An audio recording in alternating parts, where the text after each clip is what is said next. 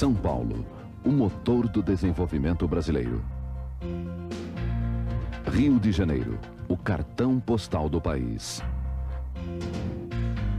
Belo Horizonte, a capital do ferro e do aço. Vitória, o maior porto de minério do Brasil.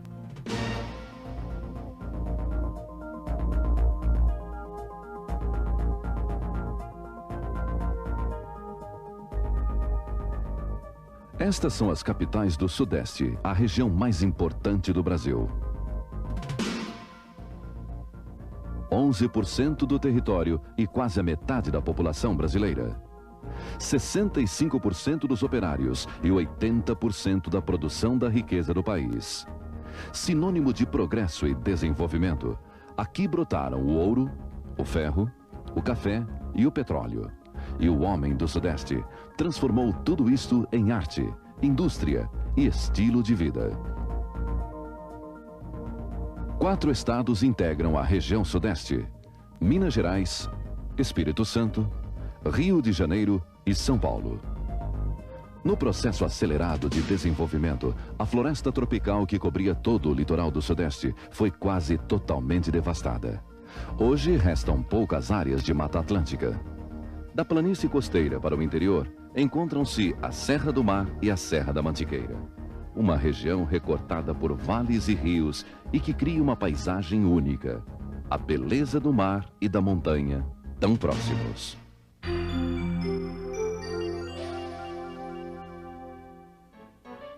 Brasil, século XVII. A cana-de-açúcar floresce no Nordeste.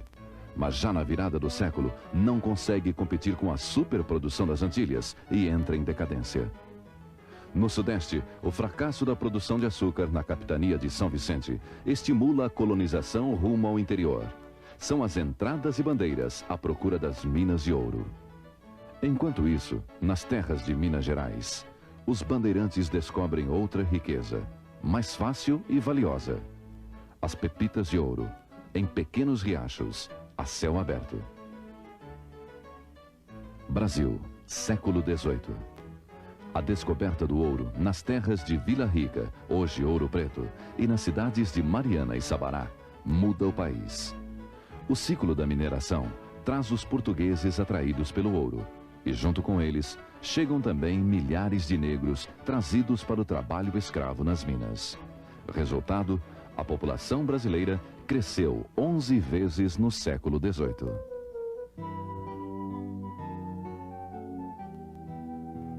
A mineração do ouro dá o tom e a cor da arquitetura mineira. A arte, aliada à forte religiosidade dos portugueses, se expande pela colônia. Os canteiros e obras passam a ser verdadeiras escolas para arquitetos, entalhadores e escultores. Todas as cidades históricas têm a mesma identidade gerada pela riqueza do ouro. Mariana, Sabará, Ouro Preto, Congonhas, São João del Rei, Tiradentes, Diamantina. Minas Gerais está impregnada de arte e história. A sofisticada construção na época do Brasil colonial, financiada pelo ouro, criou na região o maior conjunto arquitetônico barroco do país. A preservação das cidades históricas faz parecer que o tempo parou frente às maravilhas barrocas. Ouro Preto, por exemplo, é um retrato vivo do Brasil colonial. Considerada pela Unesco Patrimônio Cultural da Humanidade desde 1980, Ouro Preto respira arte e cultura. Entre suas ladeiras íngremes, casarios, igrejas e museus, a cidade conserva um dos maiores acervos de arte colonial do país. Neste cenário, surge o maior artista do Brasil colonial, Antônio Francisco Lisboa, o Aleijadinho. Filho bastardo de um arquiteto português com uma escrava, Aleijadinho nasceu e viveu em Vila Rica, hoje Ouro Preto, na época em que o ouro era abundante. Foi Vila Rica o palco da genialidade do escultor mulato com o corpo deformado. Arquiteto de muitas igrejas, Aleijadinho esculpiu em madeira e pedra-sabão. Através dos tempos, as obras dele se espalharam pelas cidades históricas. A mais importante é a Igreja de São Francisco de Assis, em Ouro Preto, um projeto em que Aleijadinho foi o arquiteto e o escultor.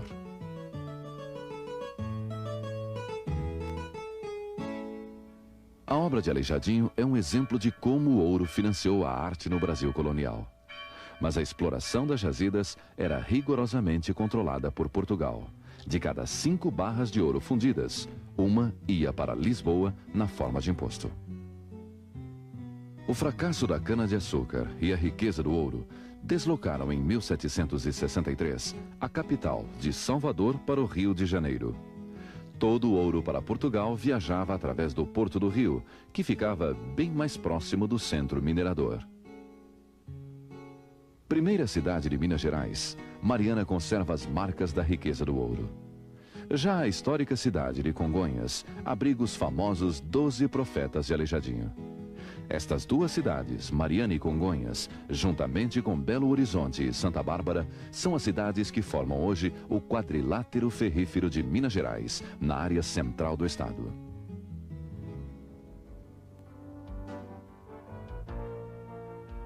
Terceira maior metrópole brasileira, Belo Horizonte foi a primeira cidade do país projetada para ser capital. E hoje é a capital do aço e um dos maiores centros brasileiros de moda. E se Minas foi o auge da arte barroca no Brasil, Belo Horizonte é um dos marcos da moderna arquitetura brasileira. O conjunto da Pampulha, idealizado por Juscelino Kubitschek no início dos anos 40, reuniu grandes artistas.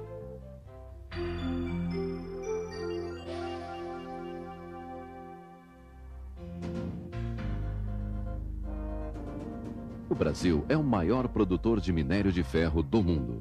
É aqui, no quadrilátero ferrífero de Minas Gerais, que estão concentradas as maiores jazidas de ferro do Brasil, além de outros minérios.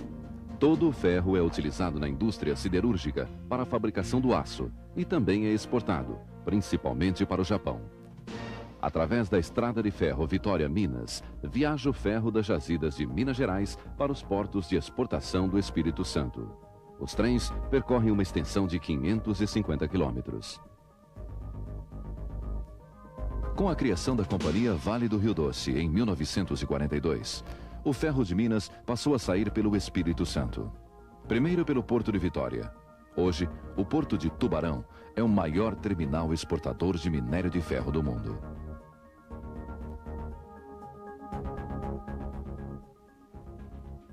O litoral do Espírito Santo é considerado uma imensa praia de 300 quilômetros. É uma região onde quase não chove. Vitória é uma ilha com 91 quilômetros quadrados, que fica bem no centro da faixa turística do estado. Mais ao sul estão as famosas praias de areia monazítica de Guarapari. É uma areia preta, radioativa, muito procurada pelos seus efeitos terapêuticos e medicinais. No Espírito Santo, é possível em apenas meia hora sair de um gostoso banho de mar e se chegar ao frio temperado das montanhas capixabas. Aí se encontram o clima e as pequenas cidades com características europeias. A imigração do europeu marca forte o homem do Sudeste. A região de Domingos Martins, antigo Campinho, foi colonizada por imigrantes alemães. As marcas culturais dos colonizadores estão por toda a parte.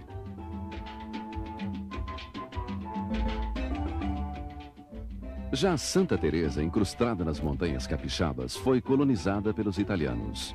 Fica aqui o maior centro ecológico do estado, o Paraíso dos Beija-Flores.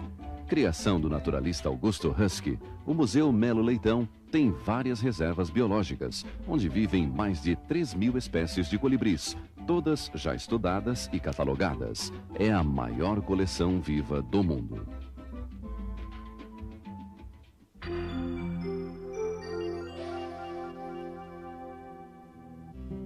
Mude seu ponto de vista. Conheça Minas de perto. Em Belo Horizonte, o quente é o movimento e a vibração. Aqui você pode até viajar no tempo. Basta conhecer as cidades históricas e suas ruas, monumentos, igrejas, pontes e casarões. Vá mais fundo. Mergulhe nas águas das estâncias hidrominerais, nas piscinas, duchas, banhos de imersão ou de lama. Nas Gerais, você pode respirar o ar puro de verdadeiras reservas de vida. Por onde você for, é possível sentir o sabor dos pratos deliciosamente típicos e apreciar a originalidade do artesanato. Minas é assim. Passado, presente e futuro se intercalam. Embarque nessa viagem. Aqui, a tranquilidade ainda existe.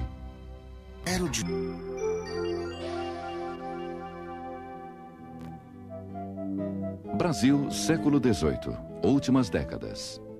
Na região das Minas Gerais, começa a acabar o ouro fácil dos rios. A mineração entra em decadência e o café surge no cenário do Sudeste.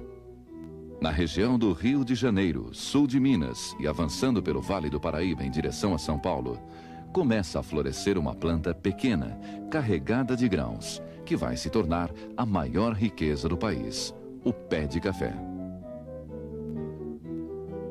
Brasil, século XIX. O crescimento da pequena plantinha do café, que tinha chegado ao Brasil em 1727, vindo da Guiana Francesa, explode no Sudeste. O café assume a liderança da economia brasileira e vira a marca registrada do país no exterior. O Brasil torna-se o maior produtor do mundo. O café mudou a vida de São Paulo. O aumento do plantio multiplicou as cidades e suas populações. Mineiros e canavieiros trocaram o ouro e o açúcar pela nova riqueza que surgia. O café, em 1810, já saía pelos portos de Santos e do Rio de Janeiro. No final da escravatura, em 1888, começaram a chegar pelos mesmos portos os primeiros imigrantes alemães, espanhóis e principalmente os italianos, que deixaram traços marcantes em nossa cultura. O café foi o responsável pela formação de uma nova aristocracia rural, a dos grandes fazendeiros.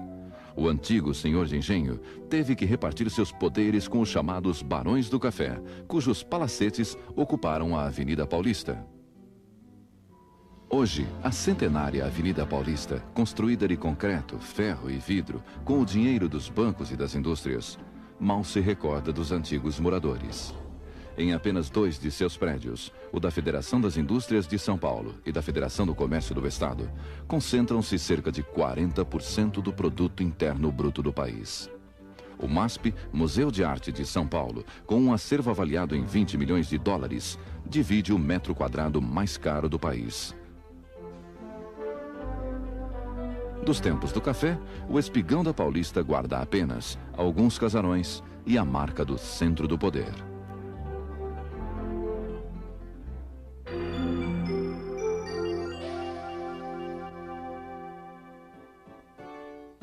Nos anos 30, o café e o Brasil entram em crise junto com a queda na Bolsa de Nova York. Muitos fazendeiros faliram, trabalhadores perderam seus empregos e quem ficou com algum dinheiro descobriu a indústria. A concentração da indústria em São Paulo se explica por um grande número de condições favoráveis. Entre elas, o progresso do café, que trouxe riqueza e população. A imigração, que trouxe a qualificação do trabalhador europeu, muito superior ao homem da terra que acabava de sair da escravidão. E, finalmente, os recursos da energia hidráulica, que trouxe a eletricidade para o funcionamento das indústrias.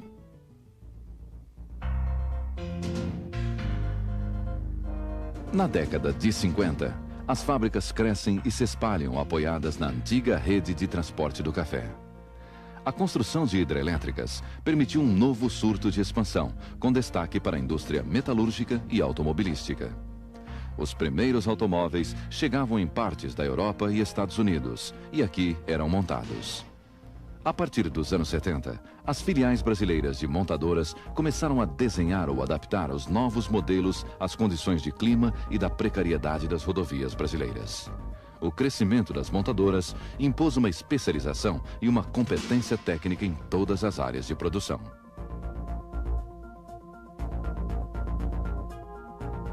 Hoje, as fábricas estão espalhadas por todo o estado. São indústrias químicas, metalúrgicas, veículos de transporte, de plásticos, de produtos alimentícios, indústria mecânica, têxteis, de vestuário, calçados, papel e papelão. Só em São Paulo estão 60 mil empresas, que empregam 2.800.000 pessoas, mais do que toda a indústria espanhola.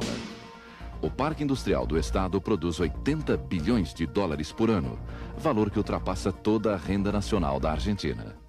As exportações das indústrias paulistas se multiplicaram nas últimas décadas e correspondem hoje à metade de toda a exportação brasileira.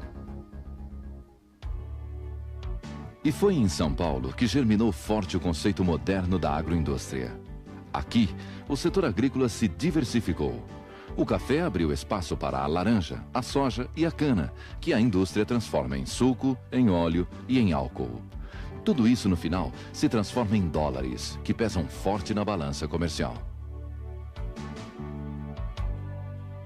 Mas São Paulo, além de ser o maior parque industrial da América Latina e jogar pesado na agroindústria, envolve seu povo.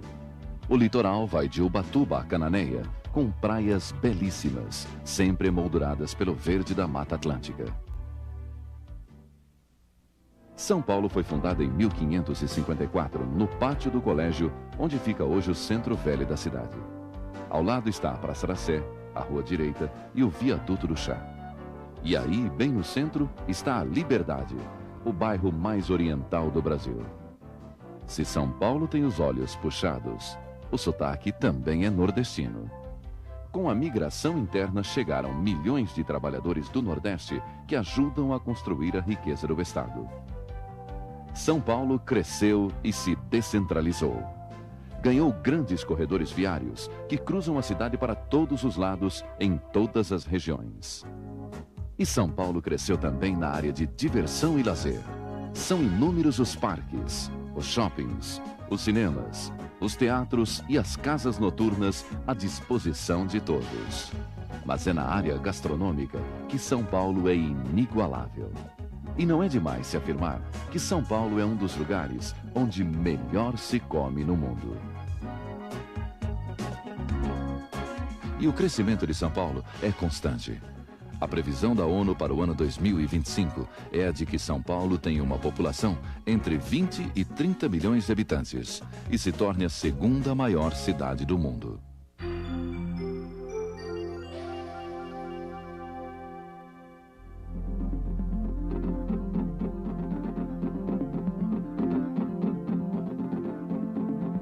É no litoral norte do Rio de Janeiro que há milhões de anos adormece no fundo do mar o petróleo da Bacia de Campos.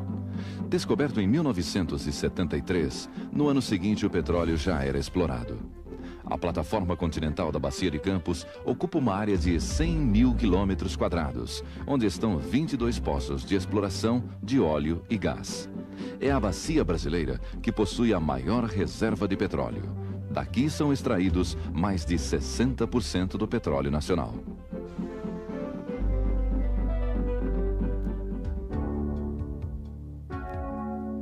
No extremo oposto, na Costa Verde, no sul do estado do Rio, está Angra dos Reis, o maior arquipélago do Brasil. São centenas de ilhas e praias que escondem mansões de estrangeiros e de brasileiros famosos. A 100 quilômetros de Angra, ao sul da Costa Verde, está Paraty. Fundada no século XVII como porto de escoamento do ouro de Minas, ficou isolada com o fim da escravatura e a construção da estrada de ferro ligando São Paulo a Minas. Por isso, a preservação de suas construções. Foi redescoberta na década de 50 e tombada pelo patrimônio histórico.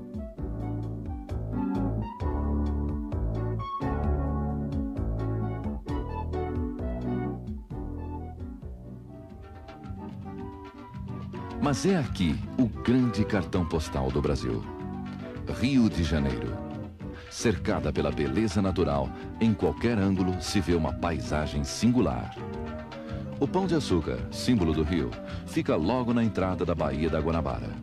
Subir ao topo do morro de bondinho é uma aventura que se repete desde 1912 e hoje todo o sistema de controle é eletrônico. O Morro do Corcovado domina uma das paisagens mais lindas do Rio de Janeiro. A estátua do Cristo Redentor, que abençoa a cidade todos os dias, tem 38 metros de altura. e a cidade se estende para todos os lados. A Ponte Rio-Niterói é uma das principais obras da engenharia brasileira. É a ponte mais extensa do mundo sobre o mar, com quase 14 quilômetros, ligando o sul ao nordeste do país. Mas são as praias do Rio de Janeiro que encantam os turistas nos seus 90 quilômetros a leste e a oeste da Baía de Guanabara. Na Zona Sul, as praias são perigosas, inclinadas e com ondas fortes, mas sempre lotadas, principalmente Ipanema, Copacabana e a Praia do Pepino. E no Rio de Janeiro, o que vale é o espírito carioca, alegre e extrovertido, faz da descontração um jeito de viver, com muita festa e diversão. No Carnaval, o Rio de Janeiro se transforma. Fica mais alegre, mais atraente e imprevisível. É um show de cores, luzes e sofisticação nas fantasias das escolas de samba. O ritmo e a música que os escravos trouxeram para o Brasil foram se modificando e hoje explodem na avenida. O Sambódromo, projeto do arquiteto Oscar Niemeyer, acomoda na Avenida Marquês de Sapucaí 100.000 pessoas para assistir aos ricos desfiles das escolas de samba. Hoje, o Carnaval no Brasil é considerado o maior espetáculo ao ar livre do mundo. Um show popular que expressa na avenida a força, os contrastes e a riqueza do país, principalmente do Sudeste. Sudeste em números. Sudeste, 4 estados. Área de 924.935 quilômetros quadrados. 11% do território brasileiro. População, 62.200.000 habitantes. 43% do país. Minas Gerais, capital Belo Horizonte. Área, 586.625 quilômetros quadrados. População, 15.800.000 habitantes. Espírito Santo, capital Vitória. Área, 45.733 quilômetros quadrados. População, 2.600.000 habitantes. Rio de Janeiro, capital Rio de Janeiro. Área, 43.654 quilômetros quadrados. População, 12.600.000 habitantes. São Paulo, capital São Paulo. Área, 247.898 quilômetros quadrados. População, 31.200.000 habitantes.